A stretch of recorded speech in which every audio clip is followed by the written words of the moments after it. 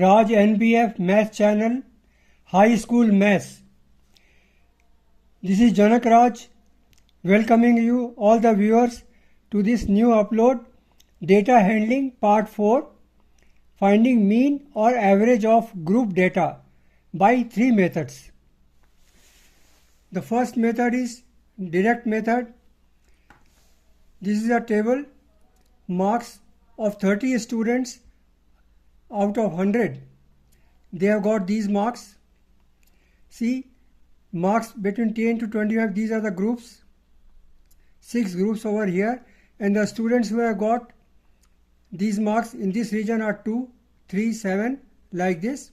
Total here is 30. Now these groups 10 to 25 is first group, and the class interval is 15, or the class width is 15. The first 10 is called the lower class limit and 25 is called the upper class limit, and mid mark of this class is 17.5. So in this way, this data of marks group wise and the frequency is plotted here, and in between we have introduced a column class mark, that is mean of these two numbers 17.5, 32.5, like this. Now this we denote as xi, and frequency we denote as fi. This is x1, this is f1. We multiply fi xi, we find out here multiplying by these two columns, and we get 1860. Here total frequency is 30.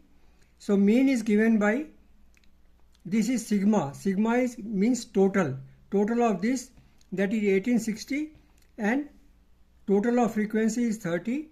So 1860 by 30 is 62. This is the mean. Next method is assumed mean method. Now we have seen here that this fi xi figures are little on the big data.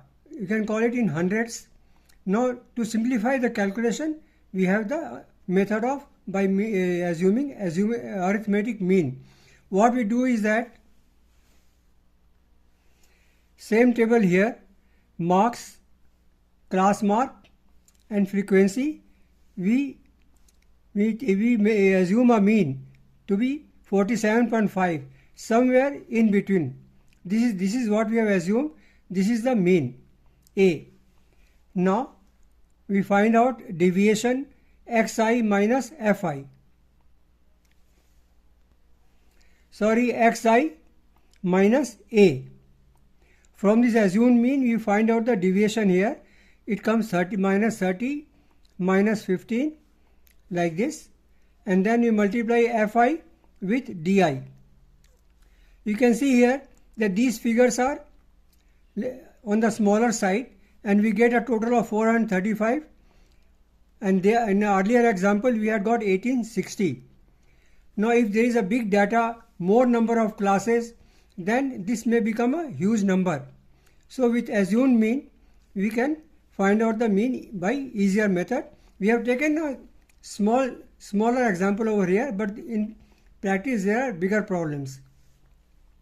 Now mean here is A, that is assumed mean, plus sigma fi di, and